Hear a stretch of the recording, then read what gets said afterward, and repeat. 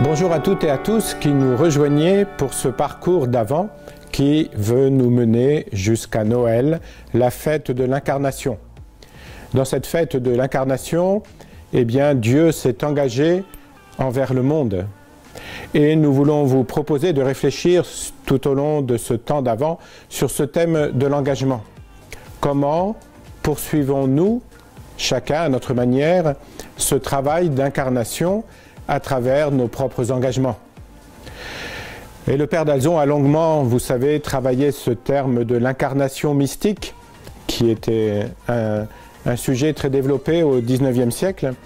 Et je le cite, il nous dit que Jésus-Christ ne s'est pas contenté de s'incarner une fois pour toutes dans le sein de la bienheureuse Vierge Marie. Il s'est incarné, il veut s'incarner tous les jours en nous.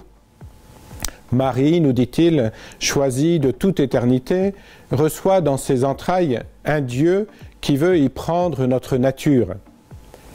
Mais n'ai-je pas reçu au baptême, n'avons-nous pas reçu chacun un germe divin que nous devons développer en nous?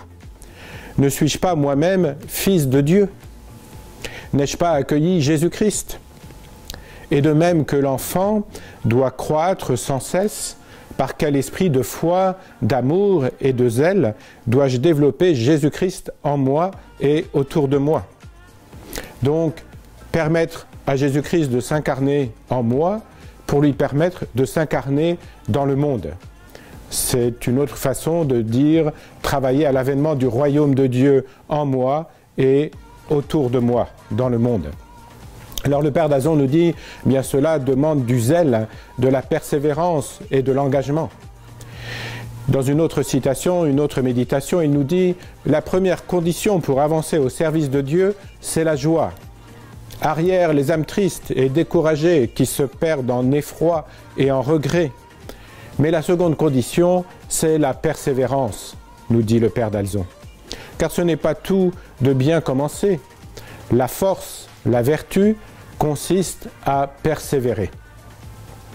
Alors à travers des textes du Père d'Alzon, de Saint Augustin, des témoignages de religieux, d'amis, laïcs engagés avec nous, eh bien vous serez chaque jour invités à rendre grâce, d'abord pour l'engagement de Dieu dans notre monde et aussi pour l'engagement de nos frères et sœurs qui nous invitent à poursuivre nous-mêmes nos propres engagements. Ce temps d'avant, ce sera peut-être l'occasion de persévérer, de poursuivre vos propres engagements, peut-être de choisir de nouveaux gestes pour manifester cet engagement au service du royaume, peut-être de prendre encore des engagements plus importants au service de plus de fraternité, de solidarité, de respect de la création, au service de plus de justice. Donc ce parcours se traduira à travers cette lettre numérique que vous recevrez chaque jour si vous êtes inscrit sur ce parcours. Mais nous vous proposons aussi, si vous le souhaitez, de nous rejoindre pour des laudes en ligne qui seront retransmis via les supports de Prions en Église. Sur la page Facebook, par exemple, de Prions en Église, des laudes qui seront célébrées chaque jour à la communauté de Denfert-Rochereau, à 7h15 du lundi au vendredi et à 9h les dimanches. Je vous souhaite donc un beau parcours, une belle préparation à Noël, un bon temps d'Avent et que le Seigneur nous soutienne dans notre désir d'avancer plus avant dans notre engagement au service du royaume.